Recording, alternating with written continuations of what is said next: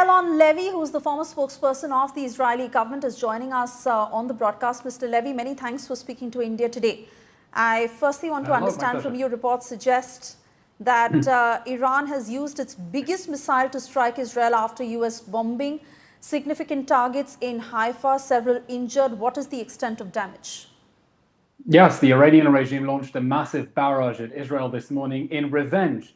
The United States destroyed 3 critical sites of its nuclear program, and Iran retaliated by firing missiles at Israeli civilians. There are very difficult scenes of whole streets destroyed by Iran's ballistic missiles.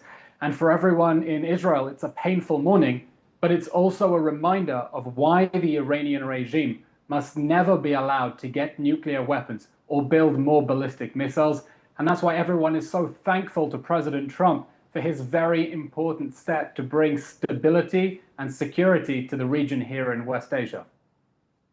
Mr. Levy, but Iran is saying they will not back down, they will give it back. Are you ready to pay that price and expect collateral damage on your side? Is Israel ready? The Iranian regime is weaker than it has ever been and weaker than it ever expected. Nearly 2 years ago, Iran's radical axis launched a war against Israel through its proxy armies. Now, even Hezbollah, Iran's proxy army in Lebanon, isn't willing to fight for Iran because they realize the Iranian regime that wants to bring death and destruction to the region is alone. And I think the Iranian regime should take President Trump's offer to go for peace. The only reason we have a conflict in West Asia is that Iran is vowing death to Israel and was pursuing the weapons to try to bring death to Israel.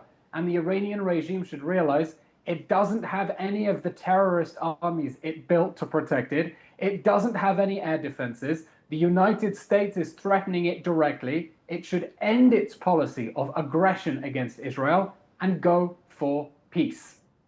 To the point that Iran is claiming that there has been no significant damage and their critical assets remain safe. Do you believe their version?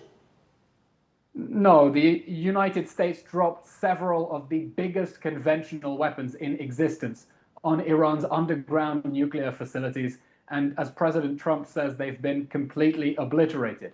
It's clear the Iranian regime is trying to save face. And that's because it has been completely humiliated. The Iranian regime built a network of terrorist proxy armies, like Hamas, like Hezbollah, and like the Houthis, to protect its secret and illegal nuclear weapons program. And that strategy has now exploded in the Iranian regime's face. The defenses they thought they had for their nuclear weapons program are gone.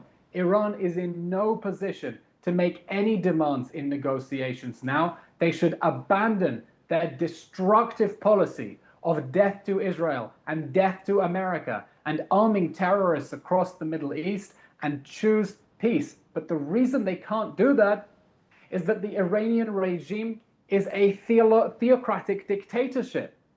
It is committed to the destruction of Israel out of an intolerant religious ideal.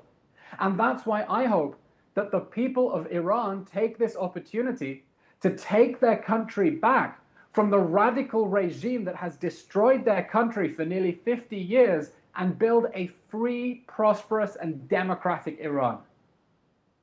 Your assessment of how long Iran can fight this militarily, would they want a head-on confrontation? The experts say no.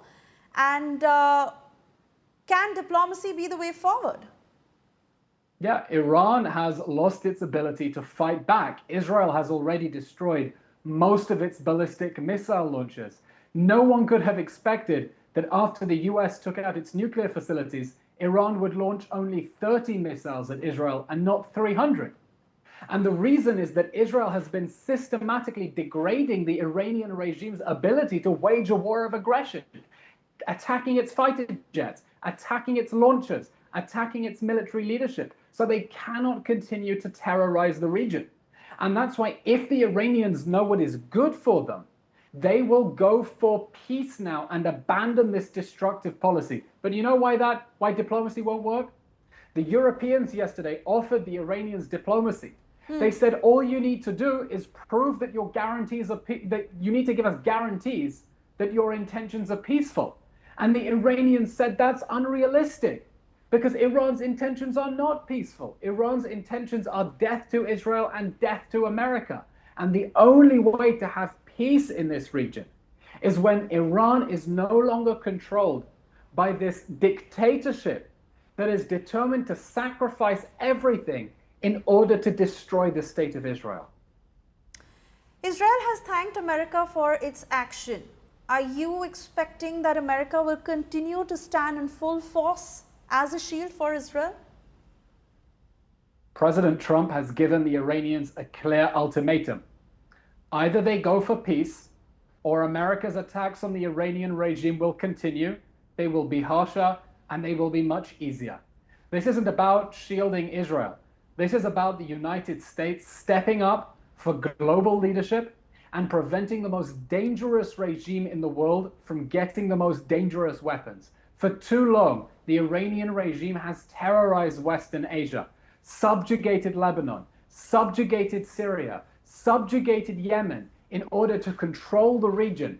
And now the United States and Israel together are giving these countries an opportunity to free themselves from the shackles of Iranian control. The United States is doing it because that's good for America and it's good for American leadership. And I hope the Iranian regime takes the hint and goes for peace instead of continuing its war to try to destroy Israel.